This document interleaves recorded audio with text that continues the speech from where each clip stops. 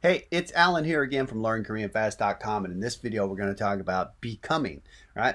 In Korean, there's a interesting verb, 되다, for to become, right? So that verb is this verb. It's diga o e, so it contracts into 돼, right? So 되다, to become, or past tense, it became something. So 되었어요,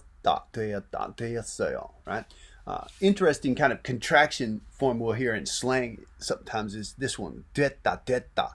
Right? So maybe if a conversation's kind of run on and you just want to finish it, it's not very polite, but 됐다, we could use that. We could use 됐다, all right, for it's okay, I'm finished with something, so I don't need more of something, right? So 됐다, right? So it became that, right? So it's finished, right? So the lots of verbs just use past tense, right? So 좋았어요, it became good, right? But if we want to use this kind of to become, right? Like in English, we like turn, right? So turn to, right? So turn, like maybe 스물 살, right? So turn 20, 스물 살 됐어요, right? Or 학생이 됐어요, right? So become a student.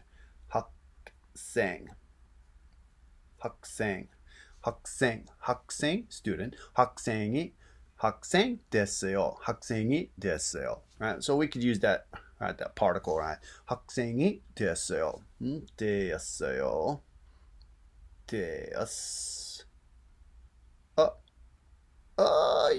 됐어요. Right? So it's really, really interesting and very, very useful verb for us to be able to use, right? So to become, 되다, right?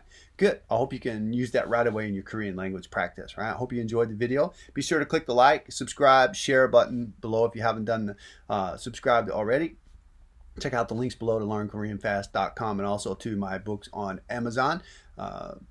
If you buy my books, then that helps me to have more time so I can afford to have more time to make more videos for you. So I really, really, really appreciate everyone who's done that. And I appreciate you for watching this video. 다음에 뵙시다.